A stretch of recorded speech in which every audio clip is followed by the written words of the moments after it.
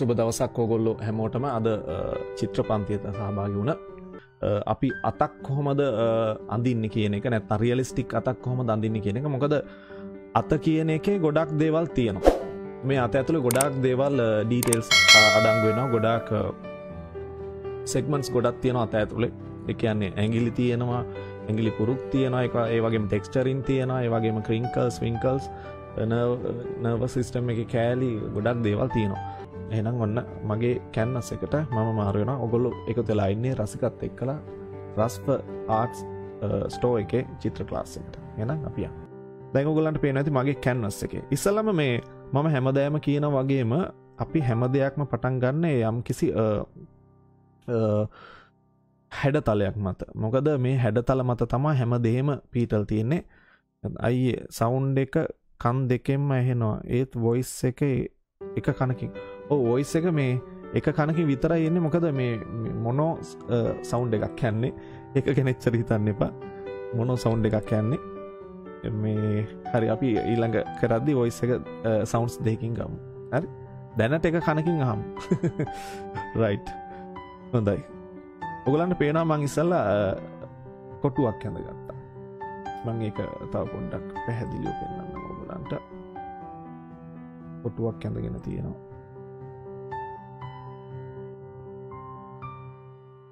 පේනවා ඇති. ඊළඟට මම මොමින්ද අප්පල දෙන්න මට. රයිට්. ආයෙ මම උඩට යනවා. ගොඩක් අය අර කණේ කේස් එකේ ඉඳන් රයිට්. මම ආයෙ මුලට යනවා. හොඳයි. අයියේ සවුන්ඩ් එක කන් දෙකෙන්ම මේ කන් දෙකෙන්ම අහමු. තව ටික කල් ගිහිල්ලා මට මේ FM mic එකක් ආපහු. රයිට්.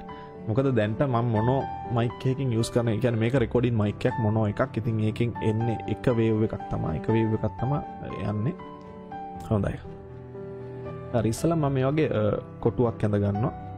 මොකද අපි දන්නවා හැම හැඩතලයක් මත කියන්නේ අපේ බේස් එක පීටන්නේ මොකක් හරි යම් කිසි හැඩයක් මත.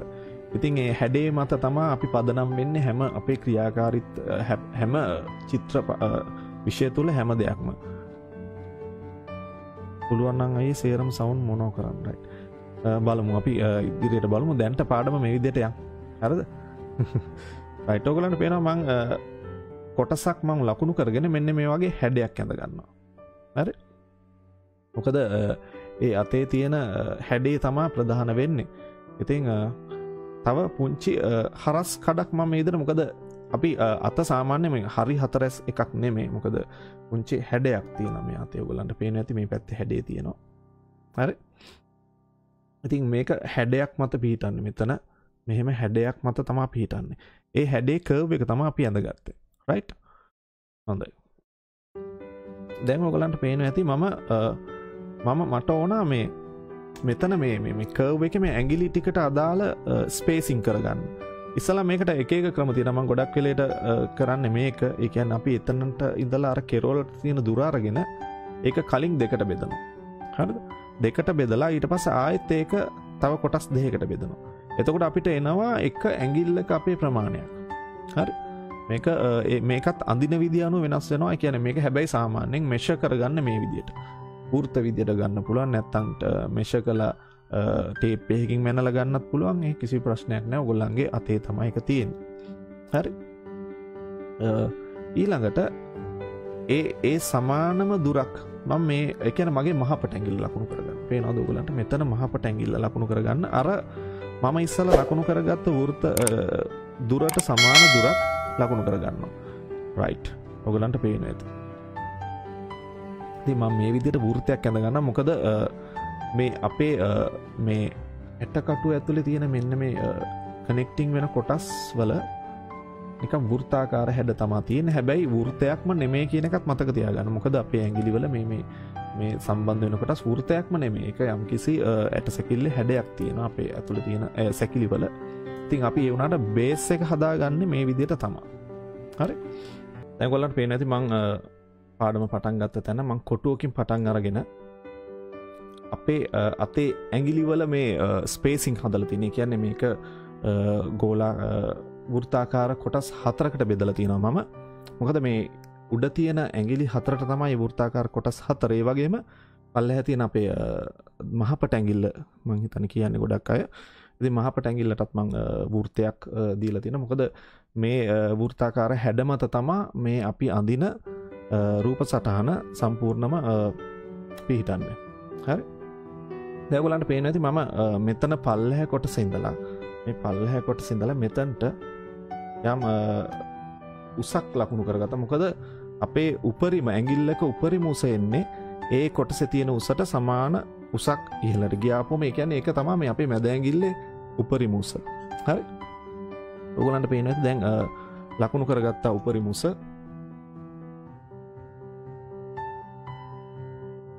හරි. හොඳයි. ඒක තමයි අපේ මැද ඇඟිල්ලේ උපරිම උස. හරි. නම් පොඩ්ඩක් ඒක ලොකු කරගත්ත ඔයගලන්ට පේන විදිහට දැන් මම මේ මැද ඇඟිල්ල අඳින්න හදන්නේ. මොකද මේ මැද ඇඟිල්ලේ අපි උපරිම උස ගද්දී එතන පුංචි ලකුණක් දාගෙන මොකද අපේ ඇඟිලි වල මෙහෙම හැඩයක් තියෙනවා. මෙතන උපරිම තැන ඉඳලා පල්ලෙහාට යනවා. ඔයගලන්ට පේනවා ඇති.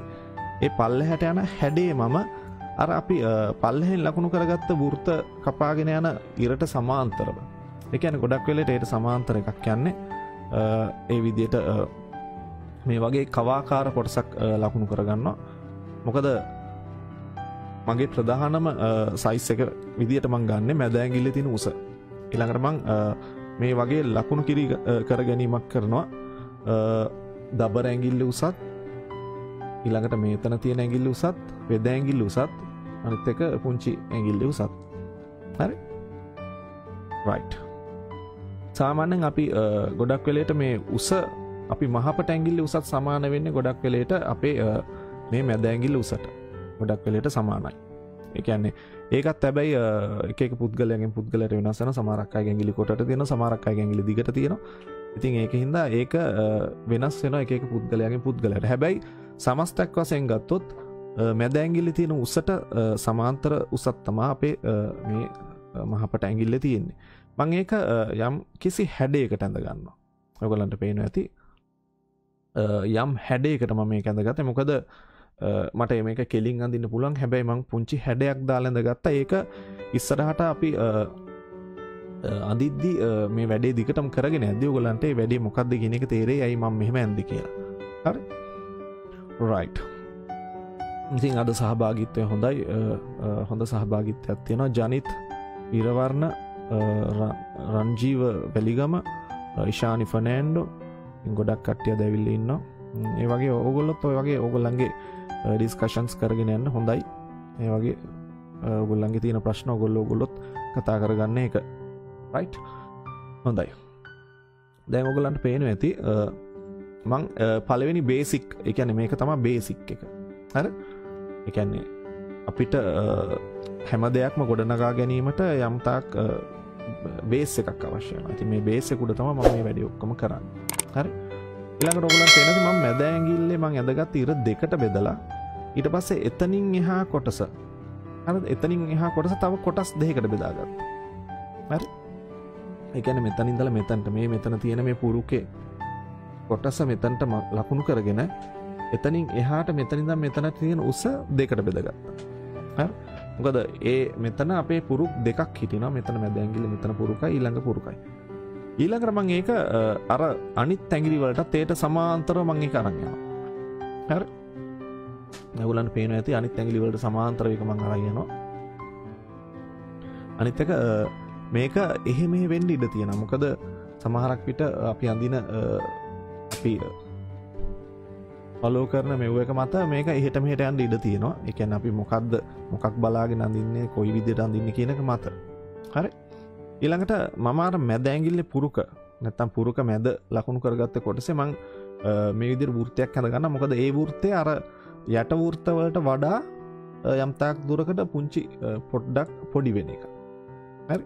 ඔයගලන්ට මම මේ එක සයිඩ් එකක මේ සයිඩ් එකට වෙන්න මේක ඉමේජ් එක තියලා තියෙන මට මේ පැත්තේ තව ටික වැඩ වගේක් තියෙනවා. මම ඒක ඔයගලන්ට පෙන්නන්නම් යන ගාම. හරි. දැන් පේන ඇති ඔයගලන්ට මේ මැද පුරුක මම ලකුණු කරලා තියෙනවා. ඊළඟට මම මේ උඩ පුරුක මෙතනින් නැවෙන තැන මේ උඩ පුරුක මම මේ ලකුණු කරනවා. ඊට වඩා පුංචි වෘත්තයක් තමයි භාවිතා කරන්නේ. අර පුරුකට 1යි අර 1යි හරි අනිවාර්යෙන් පුරුක් දෙකකට බෙදලා තියෙනවා හොඳයි ජනිත් වීරවර්ණ ඉන්නවා right ඔයගලන්ට දැන් පේනවා ඇති මම දැන් තමයි මේ බේසික් එක ඇඳගෙන යන්නේ හරි දැන් මම ඉස්සල්ලා ඔයගලන්ට ඔය ඇඳේ සැකිල්ල හරියට කියනවා සැකිලි රූපයක් වගේ එකක් ඇඳේ දැන් තමයි මම මේකේ හරි හැඩේ මම මේ ඇඳගෙන යන්නේ හරි මෙන්න මේ පුරුකේ මහපට ඇඟිලි පුරුකේ පුංචි වෙනස්කම් වෙනවා එක එක්කෙනාගේ ඇඟිලි පිහිටන විදිය මත හරිද සමහරක් අයගේ මේක ඇතුළට පිහිටනවා සමහරක් අයගේ එළියට පිහිටනවා මම මේ ගොඩක් තින් අතක් අඳින්නේ ඒ කියන්නේ පොඩ්ඩක් කෙට්ටු අතක් මොකද ඕගොල්ලන්ට දැන් මම ගොඩක් වෙලට මගේ අත ඒ වගේ බලාගෙන ෆලෝ කරන්නේ ඉතින් සමහරක් අයගේ ඇඟිලි මහතට තියෙනවා ගොඩක් තරබාරුවක් තියෙනවා ඉතින් එතකොට මේකම තමයි thickness එක හෙට මෙහෙට වෙනවා කියන්නේ මහත අඩු වැඩි වෙනවා හරි දැන් ඕගොල්ලන්ට පේනවා ඇති මම ඒ හැඩතලේ බේසික් එක බේස් එක ඇඳගෙන යනවා මොකද දැන් ඉස්සලා මම සැකිල්ල ඇඳා දැන් මම වයර් ෆ්‍රේම් එක මේකට කියන්නේ අපි වයර් ෆ්‍රේම් එක කියලා වයර් ෆ්‍රේම් එක ඇඳන් යන්නේ පේන්ට් නැත්තම් ඩ්‍රොයින් එක නැත්තම් ස්කෙච් එක රයිට් ඉතින් මම මම ගිය ටිකට කට්ටිය ගිහිල්ලා මට පේන්නේ නිදියන්න මම පුංචි වැඩකට ගියේ එළියට මම ඒකයි ඔයගොල්ලන්ගේ මම විනාඩියක් කිල්ලුවේ ටක් ගාලා මං එන්නම් කියලා. ඉතින් ගොඩක් කට්ටිය ගිහිල්ලා කමක් නැහැ. අපි මම ඇත්තටම ස්ලෝ රියල් ටයිම් මේ අඳින්නේ. රියල් ටයිම් කියන්නේ මගේ වීඩියෝ එක රියල් ටයිම් යන්නේ. ආයේ දවසක අස්ති පිහිටීමත් එක්ක පාඩමක් කරමු. රයිට් අනිවාර්යයෙන්ම කරනවා. මම ඒක මොකද ඒක වෙනම පාඩම් මාලාවක් අස්තිත් එක්කලා ඇඟේ කොටස් අඳින එක වෙනම පාඩම් මාලාවක්. මොකද ඉස්සල්ලා ඔයගොල්ලන්ට එක පාටම ඔක්කොම ටික ඔලුවට දුන්නොත් ඕගොල්ලෝ මේක එපා වෙලා යනවා. ඉතින් මම කරන්නේ කොටසෙන් කොටස ඉස්සල්ලා බේසික් ටික දීලා ඊට පස්සේ තමයි ගැඹුරු තැන් වලට යන්නේ. හරි? right දැන් ඔයගොල්ලන්ට පේනවා ඇති මං නිය ලකුණු කරගන්නවා. ඒකත් අර අපේ අස්තිය නැවෙන පුරුකේ ඉඳලා පුංචි කොටසක් උඩට මෙයා හරස් අතට ඉරක් ගහලා මෙන්න මේ වගේ නිය නැත්තම් නිය පොතු සම්බන්ධ කරගන්න. මොකද නිය පොතු කියන්නේ අස්තිමේ කොටසක් මේ අස්තියයි හමයි ඇතුලෙන් අතර පිහිටන කොටසක් තමයි නියපොතු කියන්නේ. ඉතින් ඒකත් මෙහි අපේ නැවෙන තැනට සම්බන්ධයි. ගොඩක් වෙලේට මෙතන නියපොත්තට ඩැමේජ් එකක් වුණොත් මේ පුරුක පිටින්ම රිදෙනවා. මොකද මොඩල් අඳින්න නම් ගොඩක් අය වෙලා හිටියා. මොඩල් බලන්නත් එක්කලා. හරිද? ඉතින් අද නම් ටිකක් කට්ටිය අඩුයි කමන්නේ. රයිට් දැන් ඔයගලන්ට පේනවා ඇති මම මේ අත මෙහෙම හැඩ කරලා අඳින්නේ. හරි? නැත්තම් මෙහෙම මේ අතට. හරිද? එතකොට මම මගේ බේසික් ලයින් එක බේස් ලයින් එක මම ගහගන්නේ අත එන හැඩයට. හරිද? ඕගොල්ලොත් මේ විදිහට බඳින්න. ඕගොල්ලන්ට ටික වෙලාවක් යද්දි මේක හුරුවේ මොකද්ද මම මේ කියන මේ ඇන්ගල්ස් කියලා. මෙහෙම තියෙද්දි අත මෙහෙම. හරි? එතකොට අපි හදාගන්න මේ බේස් ලයින් එකේ හැඩේ මත තමයි නැත්තම් බේසික් හැඩේ මත තමයි අත කොයි අතටද පිහිටන්නේ කියන එක අපි මේ අඳින්නේ අතක් හින්දා තීරණය වෙන්නේ. ඔයගොල්ලන්ට පේනවා ඇති මම අර මම ඉස්සල්ලා ස්කෙච් එක කරපු ඒ අත පටන් ගත්ත විදියටමයි මම මේක පටන් ගන්නේ. හරි? කවුද අපිට right හොඳයි. දැන් පේනවා ඇති අර මං හැඩතලය ගත්තා නැත්තම් මේ අතක මේ එන හැඩේ මෙන්න මෙතන හැඩේ උඩ ඉඳලා පල්ලෙහාට එන විදියට ඒත් එක්කලා මෙතන හැඩේ right?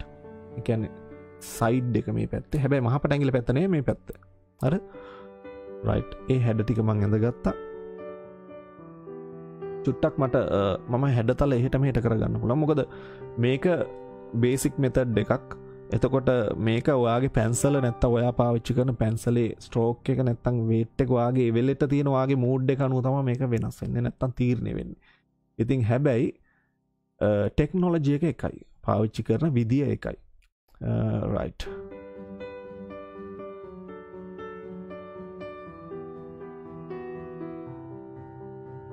මම මගේ ලෝගෝ එක පොඩ්ඩක් කෙටි කරන්න. මොකද නැත්නම් ඔයගලන්ට මෙතන පැහැදිලි වෙනවා මදි වෙනවා.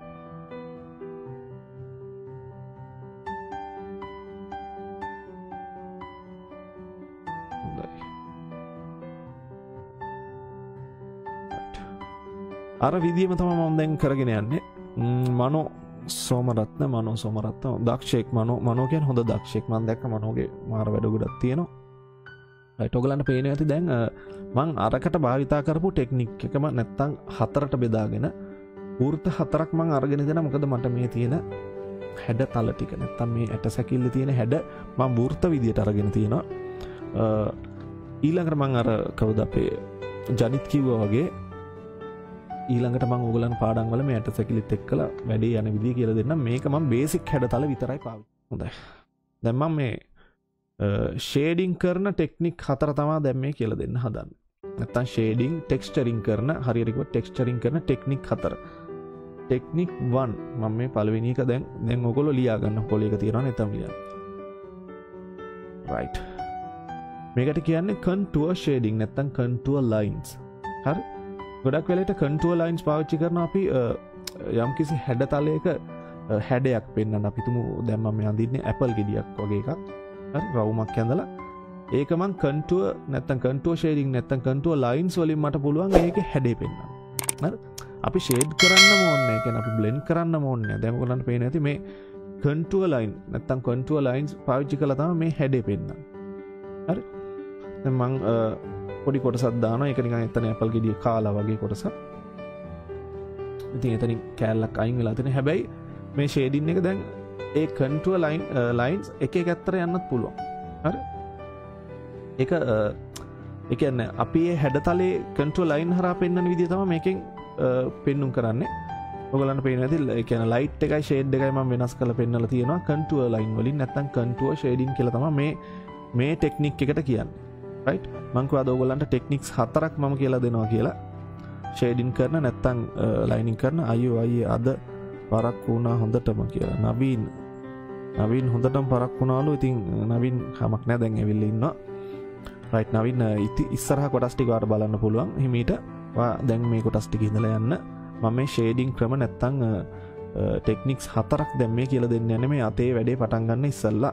මේකට කියන්නේ contour shading කියලා. right. මම මේ පුංචි නිකන් ඇපල් ගෙඩියක් වගේ ඇඳලා බේස් එකක් දාලා මම පෙන්නුව ඔයගලන්ට contour shading වලින් කරන්න පුළුවන් contour shading කියන්නේ මොකක්ද කියන එක. right. ඉතින් ඒ ටික මකන්නම් අපි යන් ඊළඟ shading ටෙක්නික් එකට. ඔගොල්ලෝ පොඩි ලකුණක් දාගෙන තියාගන්න. ඔගොල්ලෝ මේ දේවල් ලියා ගන්න. right. හොඳයි. ඊළඟ shading ටෙක්නික් එක number 2.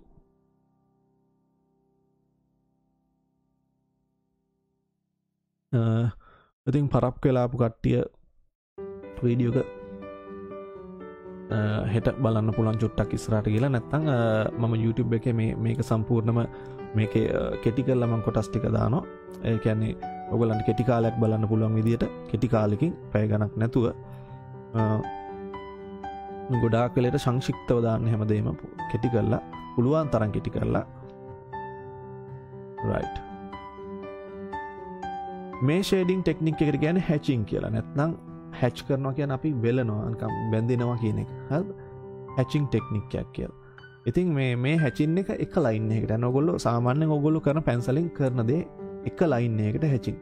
හැබැයි ඒ hatching කරන විදිය පැන්සල් අපි පාවිච්චි කරන තද තැන ඉඳලා පාවිච්චි කරන විදිය අනුව ඒ අපි shading එකේ හැඩේ වෙනස් කරන්න පුළුවන්. නැත්නම් 3D හැඩේ වෙනස් කරමු.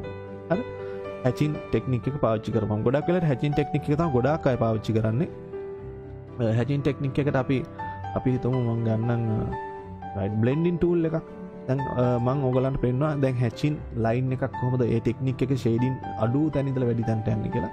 දැන් බලන්න මම blending tool එකක් අරන් ඒක blend කරපුවම නැත්තම් ඕගොල්ලෝ අර මම කියන වගේ earbuds එකක් නැත්තම් tumbling එකක් අරගෙන blend කරද්දි දැන් පේනවද මේ hatching ටෙක්නික් එක කොච්චර මේ සාර්ථකද කියලා. මොකද ස්මූත් තැනක් blend කරන්න නැත්තම් ස්මූත් තැනක් පෙන්වන්න smooth lighting shading එක පෙන්වන්න හොඳම දේ තමයි මේ hatching ටෙක්නික් එක. ඉතින් hatching කියන්නේ එක line එකක්. එක line එකකට එක පැත්තකට පැන්සල් පාවිච්චි කරන්නේ. මේකට කියන්නේ hatching කියලා. right. right. මම ඒකත් මකන්නම් ඊළඟ ටෙක්නික් එකට යන්න. මේ ටෙක්නික් 4 උමනා වෙනවා අපිට මේ වැඩේ කරද්දි.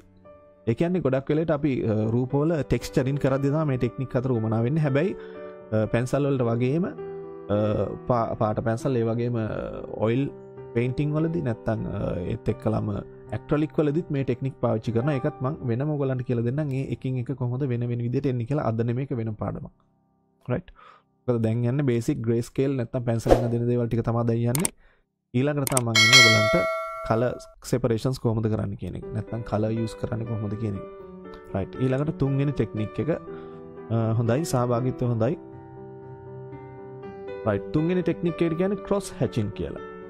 ඒ කියන්නේ මම ඉස්සල්ලා හැචින් එක පාවිච්චි කරුවේ එක නැත්නම් බැඳීම කියන මේ එක පාවිච්චි කරේ එක ලයින් එකකට. හරිද? හැබැයි ක්‍රොස් හැචින් කියන එක අපිට ගොඩාක් කියන්නේ ඩීටේල් වැඩිපුර ඇඩ් කරන්න පුළුවන්. මොකද ඒක එක එක අතට අපේ පැන්සල් ඉර පාවිච්චි කරන්න පුළුවන්.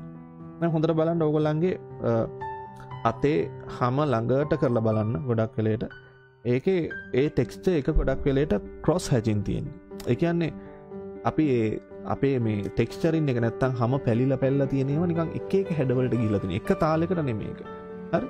හැබැයි සමහරක් විට ක්‍රොස් හැචින් එක පොඩ්ඩක් කියන්නේ අමාරු තැනක් තියෙන. ඒ කියන්නේ සමහරක් විට ඒක ඒකෙන් ක්‍රොස් හැචින් එක වැඩිපුර කරපුවාම එතන කලර් ලෙවල්ස් පොඩ්ඩක් එහෙට මෙහෙට වෙනස් වෙන්න ඉඩ තියෙනවා. හරි? ඒකෙන්ද ගොඩක් වෙලට පැන්සල් හරි පුඩ හොඳට තියෙන දේවල් සඳහා තමයි ක්‍රොස් හැචින් පාවිච්චි කරන්නේ. හැබැයි ඒක පෙනෙන නොපෙනෙන ගානට තියෙන තැනුත් තියෙනවා. දැන් අපි මේ තියෙන ටෙක්ස්චර් එක නිකන් ඒක අපිට ළඟට බැලුවොත් විතරයි ඒක පේන්නේ. නැත්තම් මේ එකක් මැග්නිෆයින් ග්ලාස් එකක් දාලා බැලුවොත් විතරයි පේන්නේ.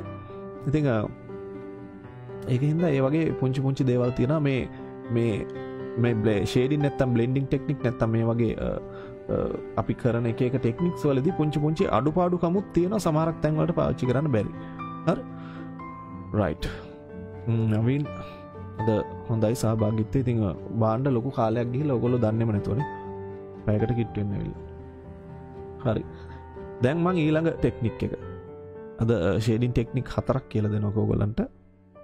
මොකද මේ ටෙක්නික් 4ම මේක මේ අපි අඳින අතට පාවිච්චි කරන්න වෙනවා. ඉතින් මේ ටෙක්නික් 4ම මම කියලා දෙනවා. මේකට කියන්නේ සර්කියලිසම් කියලා. නැත්තම්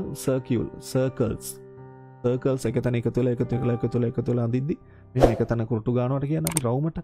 ඒකට තමයි සර්කියලිසම් කියන්නේ. ඒක තවත් ෂේඩින් ටෙක්නික් එකක් නැත්තම් බ්ලෙන්ඩින් ටෙක්නික් එකක්. ඔයගොල්ලන්ට බලන්න අපි දැන් ක්‍රොස් හැචින් කරනවා වගේම සමහරක් තැන්වල අපේ අත්වල තියෙන සර්කියුලේෂන්ස් මේ තැන් ගිහලා මේ මෙතන මේ මැනික් කටුව ළඟ බලන්න මේකේ තියෙන සර්කියුලේෂන් බ්ලෙන්ඩින් එකක් නැත්නම් සර්කියුලේෂන් ෂේඩින් එකක්. හරි? ඒ කියන්නේ ටෙක්ස්චර් එකක් තියෙන ටෙක්ස්චර් එකක් හරියටම කියනවා නම් ඉතින් අර සමහරක් වචන ඔයගොල්ලෝ කරන ප්‍රැක්ටිස් එක මතම තීරණය වෙන සමහරක් වචන මොකද ඉගෙන ගන්නවා වගේම සමහරක් වචනත් හොඳට මතක තියාගන්න. ඒවත් ඔයගොල්ලන්ට ගොඩක් උපයෝගී කරගන්න වෙනවා සමහරක් වැඩවලදී. රයිට්? ඉතින් මේ වගේ මේ සර්කියුලරිසම් කියන එක පොඩ්ඩක් බ්ලෙන්ඩ් කරපුවම නිකන් අපි තැන එක තිත තියෙනවට වඩා ගොඩක් ඒකේ හැදෙනවා එක ටෙක්ස්චර් එකක්. හරිද? එක ටෙක්ස්චර්ස් ලයිටින් ෂේඩින් තැන හැදෙනවා. හැබැයි මේ හැමදේම කොච්චර අපි මේ ටෙක්ස්චරින් කරුවත් අනිවාර්යෙන් මතක තියාගන්න කලර් වැලියුස් අත්‍යවශ්‍යයි. ඒ අදාළ තැනට අදාළ වැලියු එක අවශ්‍යයි. ඒක හින්දා මේ කොච්චර මේ ෂේඩින් කෙරුවට මේක කලර් වැලියුස් නැත්තම් මොකද්ද ලයිටින් ෂේඩින් කියන දේවල් අපි කොතනට දේ කලර් වැලියු එක අඩු වෙන්න ඕන වැඩි වෙන්න ඕන කියන දේ අනිවාර්යයෙන්ම ඔයගොල්ලෝ හිතේ තියාගෙන තමයි මේ වැඩේ කරන්න ඕන. රයිට්. දැන් ඔන්න පාඩමේ උච්චතම අවස්ථාවට යන්න හදන්නේ. දැන් තමයි මම මේක පණ ඇති අතක් කරන්න හදන්නේ. හරි? ඉතින් මම පොඩ්ඩක් අර වැඩිපුර තියෙන තැන් ටික මම චුට්ටක් මකා ගන්නවා. දැන් මම ඔයගොල්ලන්ට zoom එකක් කරන් දෙන්නම් මේක ටිකක් ලොකු කරලා. රයිට්. මේ වගේ චුට්ටක් මකා ගන්න. හැබැයි ඒකේ අර මම කියපු එක ටෙක්ස්චරින් ස්ටයිල්ස් පාවිච්චි කරනවා. රයිට්? ඔයගොල්ලන්ට පේනවා ඇති මම යම් කිසි ටෙක්ස්චරින් ස්ටයිල් එකක් පාවිච්චි කරලා තියෙනවා. මොකද මේකට කියන්නේ සර්කියුලරිසම් කියලා. ඉතින් ඒ ටෙක්ස්චරින් එක තමයි ඉස්සල්ලාම මම මේකට පාවිච්චි කරන්නේ. හරි? ඕගොල්ලන්ට ගොඩක් මොකද මේ අත වගේ මං ලොකු එකක් හඳින්නේ. ඒක කොටසක ගොඩාක් ඩීටේලින් තියෙනවා. මේ අතේ අපේ ටෙක්ස්චර් එක ඇතුළේ ගොඩාක් ඩීටේලින් තියෙනවා. ඉතින් ඒක හින්දා මම කරන්නේ පළවෙනියටම පාවිච්චි කරන්නේ මම මේ සර්කියුලරිසම් කියන රයිට්. දැන් මං ඉක්මනින් කරුවා.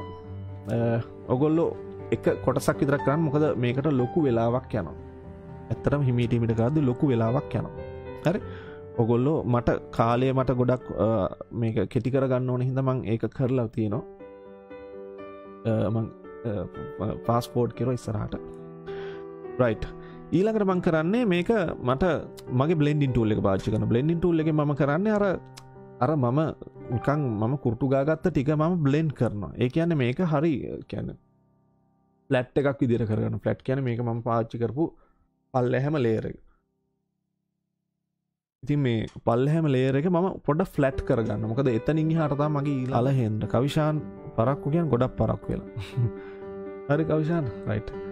ඔයගොල්ලෝ පාඩම් ටික බලන්න පුළුවන් ඉස්සරහට. දැන් ඔයගොල්ලන්ට මම පේන ඇති මම බ්ලෙන්ඩ් කරලා මගේ ලයිට් සෝස් එක මම ලකුණු කරගත්තා. මම අර ඉරක් විදියට පුංචියට ඇඳගන්නේ ඉරක් වගේ ලස්සනට රඹුටන් ගෙඩියක් වගේ ඇඳගන්නේ. මම ඒක තමයි මගේ ලයිට් සෝස් එක. ඔයගොල්ලෝ පේන්ටින් එකක් කරද්දී නැත්නම් ඩ්‍රොයින් එකක් කරද්දී ඒ වගේ දෙයක් ඇඳගන්න. මොකද ඔයගොල්ලන්ට හරි පහසුයි ඊට පස්සේ ලයිට් එක වදින විදිය අනුව තීරණය කරන්න. මම මගේ පළවෙනි කලර් වැලියු එක දැන් මම අර ලයිටිං ෂේඩිං ටිකේ පළවෙනි කලර් වැලියු එක තමයි දැන් මම ඇඩ් කරගෙන යන්නේ. එතකොට ගොඩක් වෙලට බලන්න ලයිට් එක මුහුණ දෙන්නේ කොයි පැත්තද කියලා. හරිද? ලයිට් එක මුහුණ දෙන පැත්ත, ඒ වගේම කාස්ට් ෂැඩෝ කියන එක, ඊට පස්සේ බවුන්ස් ලයිට් කියන එක මේ ඔක්කොම ආයේ අදාළ වෙනවා. මම ඔයගලන්ට කලින් කියලා දුන්න කාස්ට් ෂැඩෝ එකක් කියන්නේ මොකද්ද? ඒ කියන්නේ අපි දැන් මෙහෙම අත තියේදී මේ අතට පල්ලෙහෙන් තියෙන කොටසට වැටෙන හෙවණැල්ල. ඔයගලන්ට මෙතනින් පේනවා ඇති. රයිට්. ඒත් එක්කලම මම කාස්ට් ෂැඩෝ එක ලිප්ස් වල කියලා දුන්නා. ලිප්ස් අඳිද්දි කාස්ට් ෂැඩෝ කියන්නේ මොකද්ද කියලා දුන්නා. ඇහි මම අඳිද්දි කියලා දුන්නා කාස්ට් ෂැඩෝ කියන්නේ මොකද්ද කියලා. ඒ වගේම බවුන්ස් ලයිට් කියන එක මම කියලා දුන්නා. ඇහැක් අඳිද්දි කියලා දුන්නා. ලිප්ස් අඳිද්දි කියලා දුන්නා. නහය අඳිද්දි කියලා දුන්නා. ඉතින් මේ පාඩම් ටික බලන්න. මොකද මේ හැම ටෙක්නික් එකක්ම ඔයගලන්ට හැමදෑම අදාළ වෙනවා. හැම තැනම අදාළ වෙනවා. මොකද අනිවාර්ය ලයිටිං ටෙක්නික්ස් ටිකක් තියෙනවා. ඒ කියන්නේ කාස්ට් ෂැඩෝ ලයිට් සෝස් එක කොහොමද දෙන්නේ? එතකොට බවුන්ස් ලයිට් එක නැත්තම් රිෆ්ලෙක්ෂන් ලයිට් එක මොකක්ද කියන එක. ඒ හැමදේම හැමතිස්සෙම අපි තීරණය කරන්න අපි තියන් ඉන්න ලයිට් සෝස් එක මත. හරි? ඒ කියන්නේ ලයිට් එක එන්නේ කොහෙද කියලා එක මත තමයි තියෙන්නේ. අනිත් එක අපි පාවිච්චි කරන රෙෆරන්ස් එකත් ඒකට උදව් වෙනවා. මොකද දැන් මම අඳින්නේ මගේ අත මට පේන විදිහටනේ. හරිද? ඊට පස්සේ තමයි මම මේකට ටෙක්ස්ට් ඇඩ් කරලා මේක වෙනම කෙනෙක්ගේ අතක් වගේ හදන්නේ. ඒ කියන්නේ මට දැන් උමනා වෙලා තියෙන්නේ මේක වයසක කෙනෙක්ගේ අතක හැඩයක් හදන්න. හරි? එතකොට මම මේ අතේ අඩු වෙලා තියෙන වැඩි වෙලා තියෙන තැන් මම ගොඩක් වෙලට බලනවා. ගොඩක් වෙලට බලන්න මේ අතේ අත්වල අපි මෙහෙම නැමුණොත් විතරයි මෙන්න මේ අස්ති කොටස ගොඩක් වෙලට උඩට එන්නේ. නැත්තම් මේ පළවෙනි රබර් ඇඟිල්ල අස්තිය තමයි ගොඩක් වෙලට ඉහළින් තියෙන්නේ. අනිත් අස්ති ගොඩක් වෙලට පල්ලෙහාට යනවා. ඒකත් ඕගොල්ලෝ පාවිච්චි කරන ඉවෙන්ට් ලින්ක් එක නැත්තම් ලයිව් ලින්ක් එක දාද්දි ඒක තියාගන්න. එතකොට ඔයාලට පොප් වෙනවා. ඒක තව පොඩ්ඩකින් පන්තිය පටන් ගන්නවා එහෙම කියලා පොප් වෙන්න තියෙනවා. අද උනේ මට මම හදිස්සියෙම මේ ලයිව් එක ඔන් කරපු ගාම මොකක් හරි හේතුවක් උඩ Facebook එකෙන් මට ඒක කනෙක්ට් වුන්නේ නැහැ. රයිට්? හරි. ඊළඟට මම මේ අඳන් යන්නේ ඔයගොල්ලන්ට පේනවා ඇති අපේ මේ පුරුක්වල මෙතන මේ නැවෙන දිගෑරෙන අස්ති කොන් වල හරි නැත්තම් පුරුක් නැවෙන දිගෑරෙන තැන් වලදී හැම මේ අතට මේදී ඇදිලා තියෙනවා. ඒ හැම ආයි දිගෑරෙද්දී එතනට ඇකිලිලා වගේ එකතු වෙනවා. හරි? පුරුක්වල අස්ති නැත්තම් අපේ ඇඟිලි පුරුක්වල ඒක තියෙනවා. මොකද ඒක හැදිලා තියෙන අපේ ඇඟිල්ල නැවෙන්න පහසු වෙන්න. මොකද අපි හිතමු මේක මෙහෙම ෆ්ලැට් වෙලා තිබ්බොත් අපේ ඇඟිල්ල නවන්න බෑ. මෙතන මොකද මේකේ ප්‍රමාණය මදි ඇඟිල්ල මෙහෙම හැම ඇදගෙන නවන්න. නැත්තම් හැම ඉරලා යනවා එතකොට. හරි? ඒ හින්දා තමයි මෙතන වැඩි හැම කොටසක් තියලා තියෙනවා. ඒ කොටස දිගෑරෙද්දි නිකන් අර කර්ටන් එකකට වගේ ඇකිලිලා පුංචි කියන්නේ බවුන්සි ගතියක් එනවා. හරි? ඉතින් මේ අනිවාර්යෙන් මේ කලර් වැලියුස් ගැන හොඳට මතක තියාගන්න. මොකද ඒවත් එක්කලා මේ අපි අඳින සෙග්මන්ට් එකේ නැත්නම් අපි අඳින මොකක් හරි හෝ දෙයක වේවා ආර්ට් ෆෝම් එක එළියට එනවා. ආර්ට් ෆෝම් එක කියන එක මම ඔයගලන්ට කියලා දුන්නා අර කලින් පාඩම් වල. ආර්ට් ෆෝම් එක කියන්නේ මූණක තියෙන හැඩතල තියෙනවා, එළියට යන කොටස් තියෙනවා, පල්ලෙහාට කොටස් තියෙනවා. ඒක හරි ඒ හැඩතල.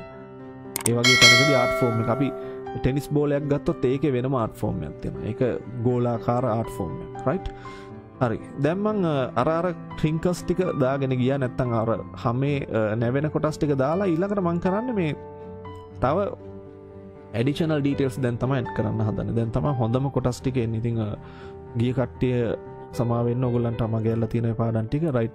ගිය කට්ටිය ආයි පුළුවන් නම් එන්න ඇවිල්ලා බලන්න. මේක තමයි හොඳම කොටස් ටික. ඕගොල්ලෝ දන්න කියන අයට වොච් පාටි එකක් දාලා නැත්තම් ලින්ක් එක ෂෙයා කරන්න ඒගොල්ලන්ට බලන්න පුළුවන්. මේක තමයි හොඳම කොටස.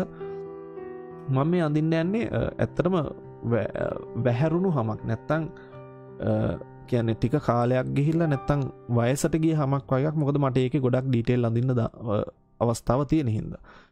දැන් කරන්නේ අපේ මේ හැම දැන් මෙහෙම මේ අපේ හැම වැහැරෙනවත් එක්කලම එක එක තැන්වලට මසල්ස් කියන්නේ මේක ඇත්තටම මම ඉස්සෙල්ලා කිව්වා මේ ඇඟිලි අතපය මේ ඇඟිලි කියන්නේ ගොඩක් වෙලෙන් මාංශමය කොටස් අඩුයි. හරි? ඒ කියන්නේ ඇටකටුවේ ඉඳලා හැමට තමයි ඩිරෙක්ට් සම්බන්ධ වෙන්නේ.